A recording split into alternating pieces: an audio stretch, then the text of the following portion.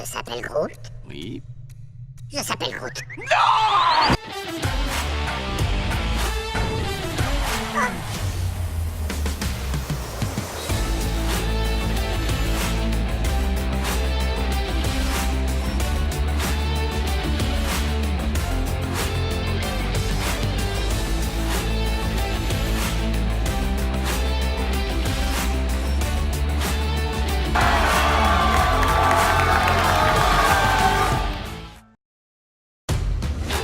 Bonjour, Lamine Talakela pour Startup Live, 24h.info, Consulting Time et Modiez. Nous sommes en direct du salon Viva Technologies.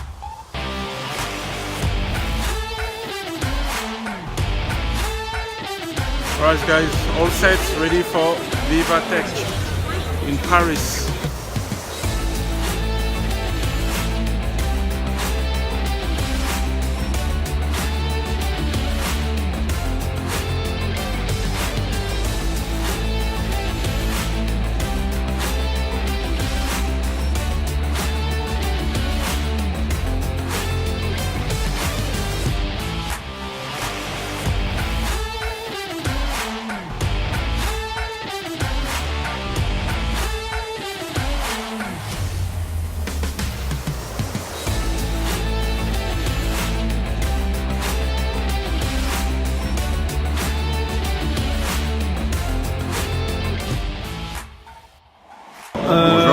On est à Vivatech, c'est maintenant un des top 10 je crois salon mondial sur les nouvelles technologies, de ce qu'on nous avait dit. C'est sûr, c'est un top 10 à l'échelle mondiale. Je me demande même si c'est pas un top 5, mais en tous les cas, c'est probablement déjà le numéro 1 européen. Est-ce qu'aujourd'hui on peut dire que Vivatech est un événement français? C'est un événement mondial qui se passe en France. D'accord, c'est pas du tout pour promouvoir ni la francophonie ni la France, c'est un événement international mais qui se passe à Paris. C'est un événement international qui se passe à Paris et qui promeut Paris, la région parisienne et la France. C'est très important que les gens se rendent compte que la France est un pays dans lequel on peut faire des startups, on peut innover, on peut créer son entreprise, on peut faire des tas de choses. Et je tiens personnellement à ce que les gens tournent leur regard sur Paris et se disent c'est là que ça se passe. Donc moi je suis un enthousiaste de la mondialisation, mais je suis encore plus enthousiaste quand cette mondialisation passe par Paris. Est-ce que Vivatech restera parisien ou vous allez le faire aux États-Unis, en Asie? Est-ce que On a des propositions pour le faire ailleurs. On a plusieurs propositions. Pour l'instant, on veut d'abord le consolider à Paris. On va en faire un grand événement parisien très solide, très fort. Après, on regardera si oui ou non on le fait ailleurs. Mais pour l'instant, je n'ai pas accepté les propositions qui nous ont été faites parce que je considère que on n'a que 2 ans d'existence, c'est juste incroyable. Je veux dire qu'il faut quand même se réveiller, on n'imaginait pas ça. Ce qui prouve que les startups marchent, parce que c'était une startup. Et imaginez que c'était une startup qui a été créée par un mec de 75 ans, par 2 grosses boîtes, puisque c'est Les Échos et Publicis, et que Les Échos appartiennent à LVMH, et que vous voyez donc ces espèces de grosses machines qui crée une start-up comme ça, qui fait marcher et qui réussit. Donc on voit bien que oui, la start-up, c'est pas uniquement un truc de mec de 20 ans. C'est offert à tout le monde. Et c'est en cela que je suis personnellement très enthousiaste, parce que je crois que n'importe qui peut créer sa start-up. Aujourd'hui, c'est combien de participants à Vivatech? Écoutez, j'en sais fichtre rien. Ce que je sais, c'est qu'à midi, on avait déjà dépassé notre objectif de 50 000 visiteurs. Donc, on a déjà explosé les compteurs. Donc, on est beaucoup plus que l'année dernière. Des centaines de millions de pages vues. 160 pays nous ont référencés. Il y a plus de 40 pays qui sont présents. C'est juste incroyable. Vivatech, c'est aussi un des premiers événements en France, je pense, qui réunit les grands groupes et les startups. Je crois que c'est même unique. Ah, attendez, c'est le seul événement au monde, pas en France, au monde, qui fait 4 choses. D'une part, les grandes entreprises et les startups. Ça, on l'a voulu tout de suite. On a dit c'est important que les grandes entreprises accueillent des startups et commencent à collaborer parce que c'est important pour les entreprises d'être confrontées au phénomène startup et pour les startups de pouvoir collaborer avec des entreprises qui les aident à se développer. Donc ça, c'est la première chose. La deuxième chose, on voulait que ce soit des conférences équivalentes à ce qu'on trouve à Davos. Les meilleurs speakers, les meilleurs sujets, les top-notch du monde entier. Et c'est le cas. On a eu vraiment un plateau extraordinaire. La troisième chose, je voulais un Hall of Tech où on voit les innovations, on peut les toucher du doigt, on peut les montrer. La quatrième chose, il y a des événements comme ce qu'on a vu hier avec le fait qu'il y avait des job dating.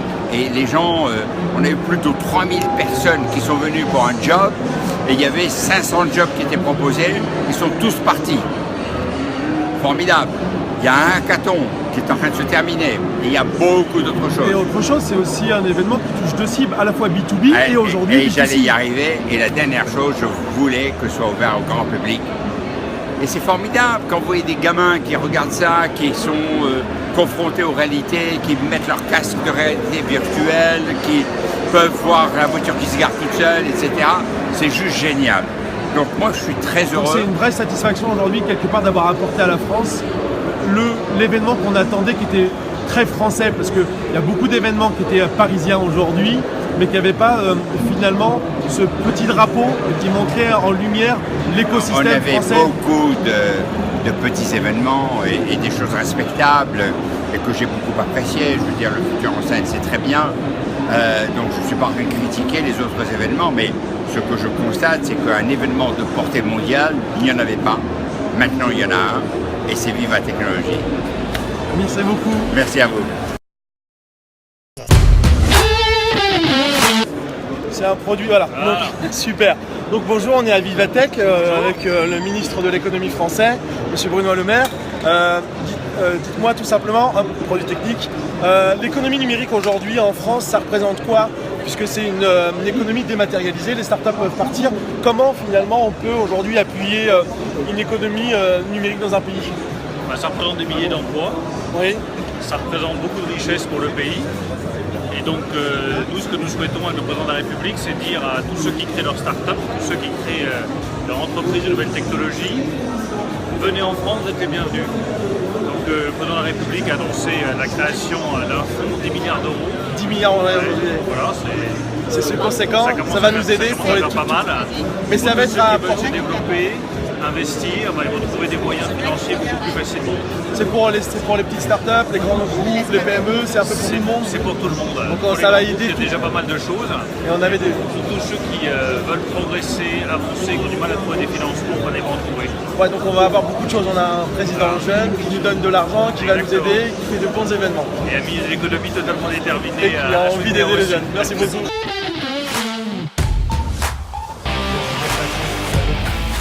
Être la première Smart Région d'Europe. Pour être la première Smart Région d'Europe, on aide les startups. On en a aidé plus de 1000 en 18 mois. Et on a un fonds qui s'appelle InnovUp et un fonds qui s'appelle PMUp. Et l'idée, c'est que ces fonds de 40 et 50 millions soient des fonds accessibles pour toutes les entreprises, pour les aider à grandir. Par ailleurs, on est aussi en train, avec la Smart Région, de mettre toutes nos données en open data pour que les startups s'en emparent et qu'elles les utilisent. On va mettre de la fibre partout dans la région d'ici 2021 et vous l'avez dit, des espaces de coworking, 1000 espaces de coworking aidés par la région dans tous les départements pour qu'on puisse travailler près de chez soi, télétravailler, créer sa start-up de chez soi et éviter les 2 heures de transport quotidiennes calamiteuses de l'Île-de-France. Et puis on est évidemment en train aussi de travailler sur les smart transports, la smart santé, des lycées 100% numériques, l'éducation, la recherche. Là aujourd'hui nous présentions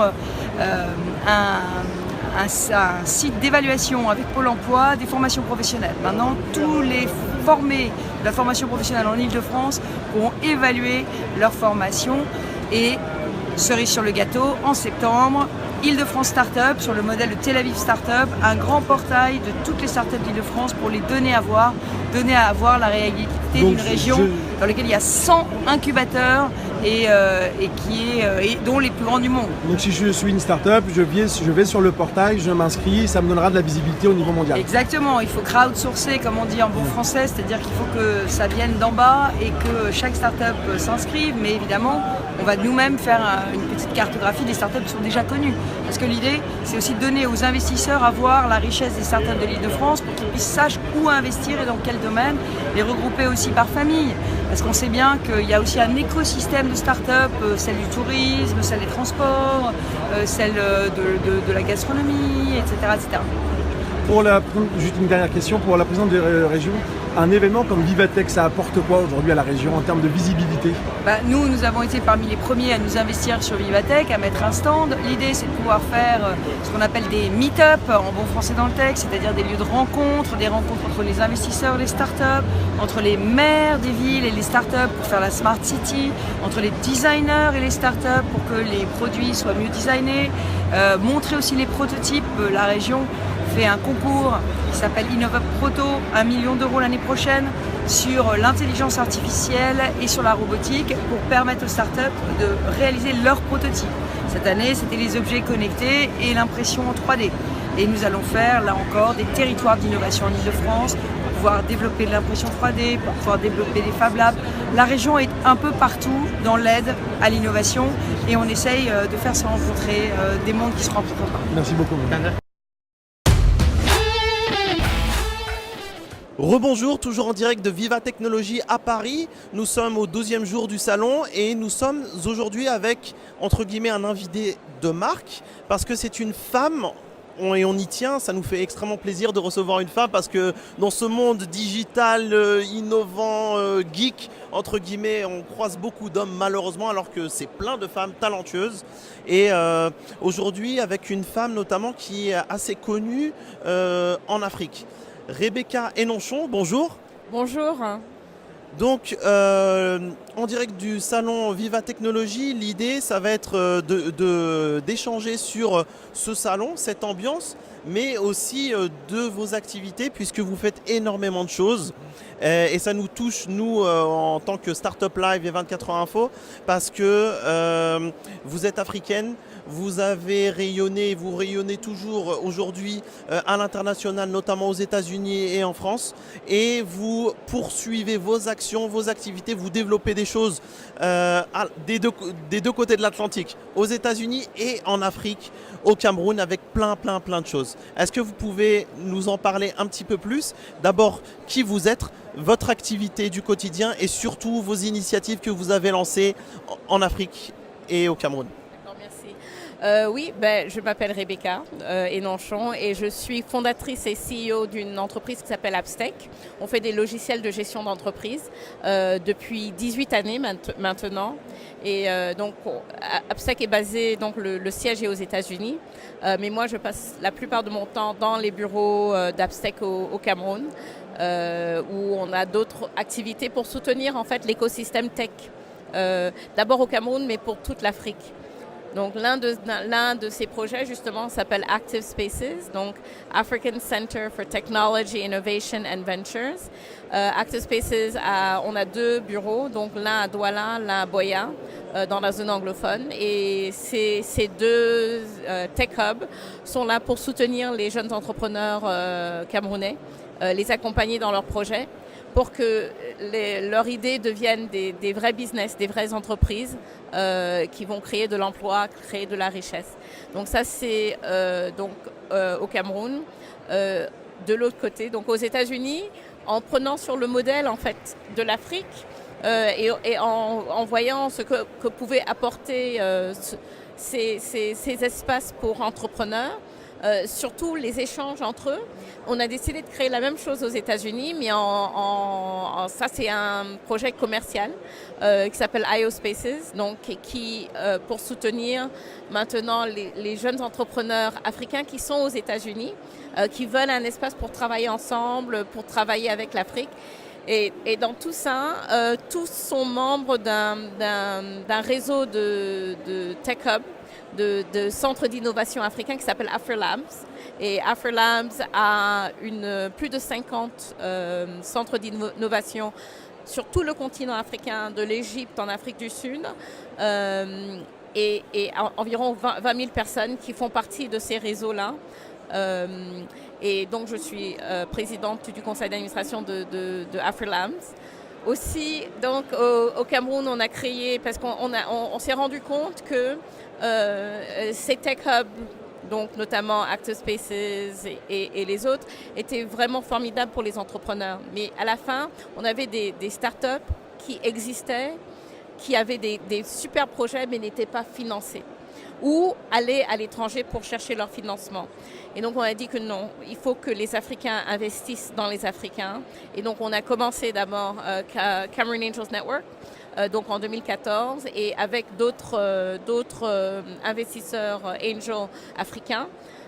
En 2015, on a créé African Business Angels Network pour soutenir tout ce qu'il y a comme l'écosystème de l'investissement. Parce que les startups, on travaille pour, mais il faut aussi pousser les Africains à investir dans les jeunes startups africaines. C'est très intéressant tout ça, notamment que nous, nos médias Startup Live 24 heures Info, nous faisons partie d'un groupement qui s'appelle la Founder Family. Et cette démarche à l'international nous touche beaucoup parce que la Founder Family est historiquement une initiative africaine et on apprécie ce type de fonctionnement-là. En fait, on essaye de fonctionner de cette manière, c'est-à-dire que pour l'ensemble des événements que vous pouvez suivre sur nos pages qui s'appellent notamment les Web Days, le Cool Tech Festival, la semaine du web. Ce sont des événements qui se déroulent pour la plupart en Afrique. Dernièrement, on a importé ces événements-là en Europe, mais ce sont des événements qui se déroulent en Afrique avec des Africains. Et l'idée, c'est justement de donner des skills, donner des méthodes, partager de la connaissance ou faire rencontrer les Africains avec des autres Africains pour lever des fonds, pour investir, pour qu'ils puissent se développer. Vous pensez que c'est vraiment ça la clé de l'avenir pour le continent africain? Je pense que c'est l'une des clés. Je ne peux pas dire que la technologie ne va pas résoudre tous les problèmes de l'Afrique, mais c'est une contribution. Et je pense que nous, en tant qu'entrepreneurs tech, on est déjà positif de nature. Et donc cet esprit, c'est ça qui va développer l'Afrique. Et un petit mot justement sur cette expérience du coup américaine. Comment ça se passe du coup là-bas? Comment elle est perçue par ou les pouvoirs publics ou par les Américains eux-mêmes?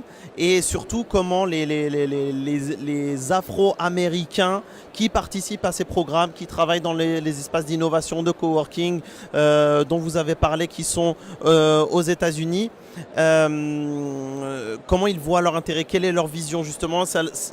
Ils sont séduits par le fait de pouvoir échanger avec d'autres Africains sur des projets qui vont concerner concrètement leur futur projet, peut-être qui va porter en Afrique. Disons que la plupart des entrepreneurs que nous avons dans IO Spaces, donc aux États-Unis, ne sont pas forcément en train de travailler avec l'Afrique. On a par exemple des stylistes qui font des habits, de la mode africaine, mais pour un marché américain. Donc ils veulent vraiment ressentir la touche africaine. Oui, et donc on a d'autres entrepreneurs, mais qui visent surtout le marché américain. Mais le fait d'être accompagné et d'avoir cette solidarité, cette communauté, c'est toujours utile. C'est-à-dire qu'en tant qu'entrepreneur, on le sait, il y a des moments qui sont difficiles. Et avoir cette famille qui est pas virtuelle, elle est réelle, elle est physique, et pouvoir surmonter certaines difficultés, parfois aussi juste les contacts, les connaissances, le sourire d'un collaborateur qui comprend réellement ce que c'est d'être un Africain dans la diaspora aux États-Unis. C'est pas toujours évident, et donc on partage certaines des mêmes circonstances, des mêmes difficultés, et se retrouver dans un espace comme ça, c'est utile. Se sentir entouré pour développer et réussir. Rebecca, merci beaucoup. Où est-ce qu'on peut avoir des informations pour les personnes qui souhaiteraient ou échanger avec vous, ou alors justement aller dans ces incubateurs, ces espaces d'innovation en Afrique pour se renseigner tout simplement? Donc, mon DM est ouvert sur Twitter. Donc, Twitter, c'est Africa Techie. Donc, Africa Techie, T-E-C-H-I-E. Merci beaucoup. À très bientôt sur Startup Live. Et nous continuons notre couverture du salon Viva Technologie 2017. À très bientôt. Merci Rebecca.